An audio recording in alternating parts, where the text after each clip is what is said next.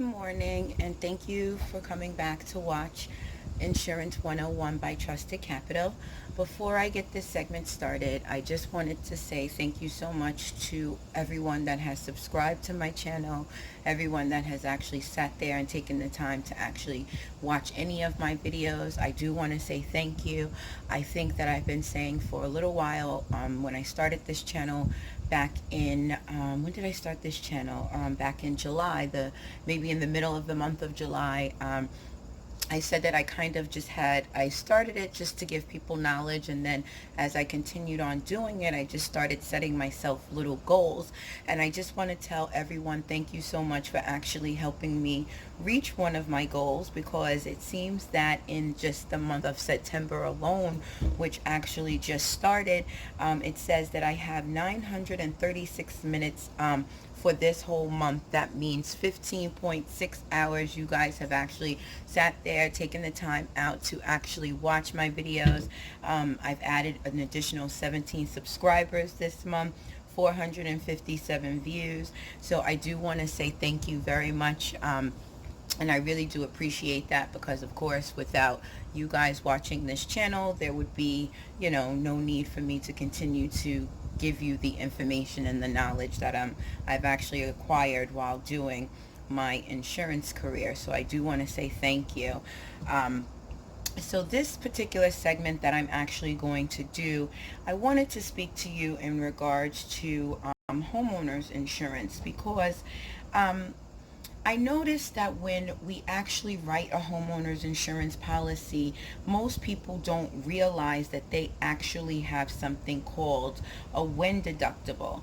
So a wind deductible is much different from your regular deductible. So a regular deductible would be if you choose, let's say, $1,000 deductible. So in the event that the home, let's say, God forbid, caught on fire, started burning down to the ground, you would actually lay out the first $1,000, and then the insurance company would actually lay out the rest.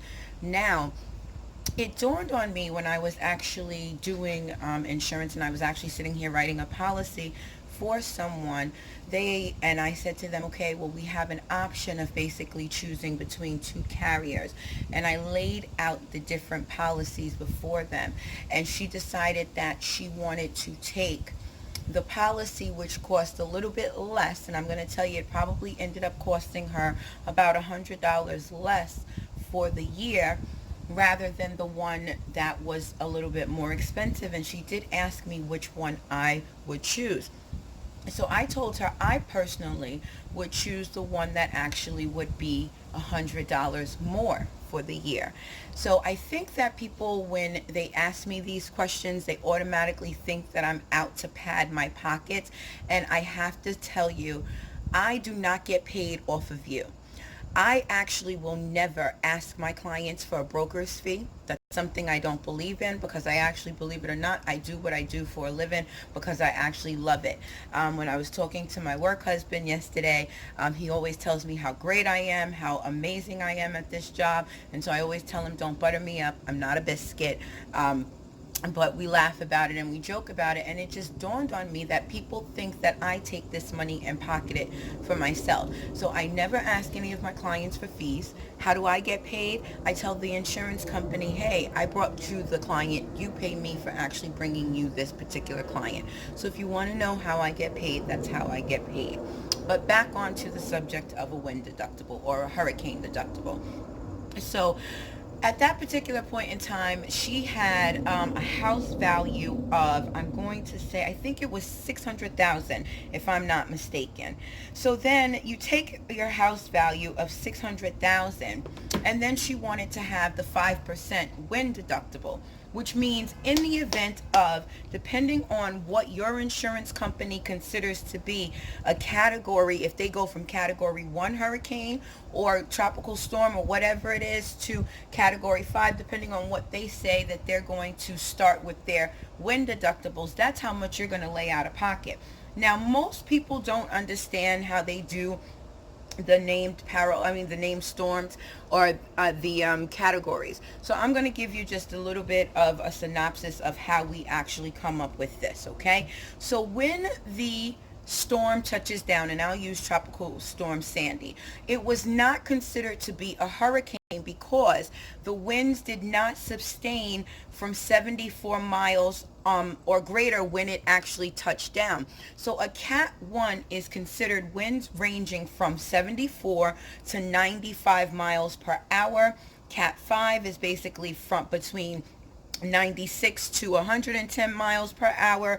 Category 3 is 111 to 129 miles per hour. So if you have a category 1 hurricane, and let's say now that is actually a legitimate hurricane, now you've got damage to your home. You chose a 5% wind deductible on a home that is worth $600,000. Your deductible that you will lay out of pocket is $30,000. Now, if you would have chosen the policy that I told you to choose, which would have given you a 2% wind deductible, you would have now only had to lay out $12,000 out of pocket. Then insurance would then supplement you for the rest. So this is why when I try and talk to my insured to educate anybody on any type of coverage, I try and give them the best options, of course, for the best premium, because no one wants to wake up in the morning and then now the insurance comes out, they come out to adjust and estimate the damage to your home, and they look at you and go, great, here's a check for $12,000. You have to lay out $30,000 out of pocket. Nobody wants that when you could have just spent the additional $100 for the year. So it's one of those things. No one realizes that the reason why the insurance company will actually give you a lower premium for taking a higher deductible is because now that means you absorb more of the cost upon yourself. So even if you look at, let's say, your auto deductibles, and now here it is, they say, I'm going to give you a choice between a $500 deductible and a $1,000 deductible, and you realize that you're only saving, let's say, the same amount, because that's usually what it is, about $150 for the year, and sometimes it's not even that, especially when it comes to auto. Now you've just been tricked into absorbing more of the cost upon yourself. So insurance is here, and the definition and the meaning of insurance is to restore you to what you were at prior to the loss occurring. So if you know you cannot afford to go to the bank and take out $30,000 and say, hey, I'm dipping and doing it and dipping it, you better go ahead and choose that 2% wind deductible like I told you, because I'm going to let you know now. We are anticipating another big storm, and I am going to tell you, you got lucky. Those people with Hurricane Sandy got very blessed that it touched down as a tropical storm, but the next one you might not be so blessed. So I am going to tell you, thank you so much for actually watching Insurance 101 by Trusted Capital. As you can see, I am off to the gym again, no hair done. Well, I fell asleep with this makeup on, so you can tell how my day is going so far. But I want to tell you, thank you so much for watching Insurance 101 by Trusted Capital.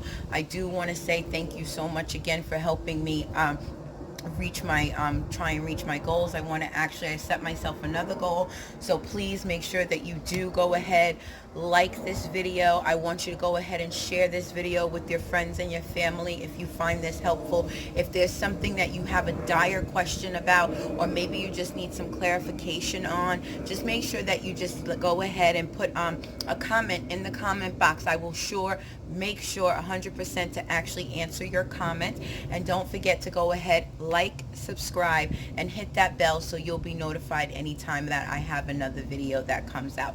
I want to say thank you so much again for helping me reach my goals, and thank you, and have a wonderful day. And thank you so much once again for watching Insurance 101 by Trusted Capital.